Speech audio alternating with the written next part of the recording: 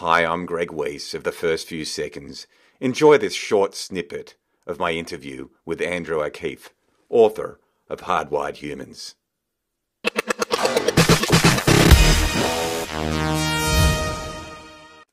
Andrew, in your book, you mention as follows. Let me read. One of our hardwired instincts is emotions before reason. And you write, we jump to conclusions. We don't suspend judgment, waiting in a neutral state for the story to unfold. We process information based on emotion. So what are the implications of this aspect for human nature, for personal branding? So a big impact for personal branding is that it's less about rational and it's more about emotional. So for instance, I was once told a story about a small business that had 8 employees, and one Monday morning, the owner's husband and wife team said to the 8 employees, this was about 9:15 as people had started to work, could you please stop work? We've got important news to tell you. And they invited the 8 employees to come into this kitchen area where they can have these meetings, unusual as it was to be called into a meeting like that Monday morning. So when the 8 employees had gathered around the table, the husband and wife owners kicked off the meeting, and they just repeated that, thanks for stopping work, we've got really important news to tell you. We've had a fantastic quarter financially this last quarter, and we'd like to share our success with you. We've got an envelope here for each person with your name on it. And inside the envelope is $500. And you can take your envelope and the money, provided that you leave work right now, go spend the money, come back at 3 o'clock and tell each other what you spent the money on, which is a really nice story. But the point of the story, and then linking it to personal branding, the point of the story being, where did your mind go when I said, please stop work, we've got important news to tell you? And we can predict 2 things. One, absolutely, that we do not suspend judgment.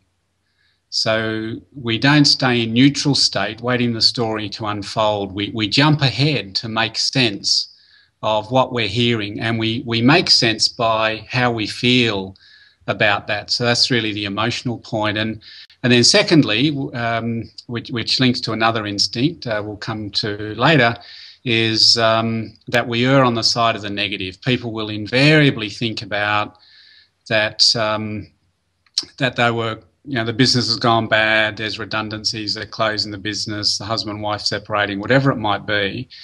And the main point at this stage in terms of personal branding is that we make up our minds about things based on emotion. So that's a really big point to understand in terms of branding. Andrew, again, I'm going to refer to the instinct, emotion before reasoning. I'm going to quote from your book here. Let's continue this thread that you just talked about. You assert that we humans also jump to negative conclusions. We're wired for survival, first screening for pain and danger. What about the implications for personal branding and impressions management? Yeah, so it means that so certainly people are quick to judge us. One of the big impacts in terms of on this emotion before reason is that people's assessment of us, their view about us, their judgment about us is based on how they feel. It's less about being rational. Certainly it's to do with, in terms of organisational setting, how effective we are and how we produce and how we deliver. It's also, in equal portion, the emotional attachment that people have to us, the meaning that they attach to us. How do they feel about us? And to bear in mind, on your point of that we jump to the negative conclusions, is that people are inclined to be attuned to negativity.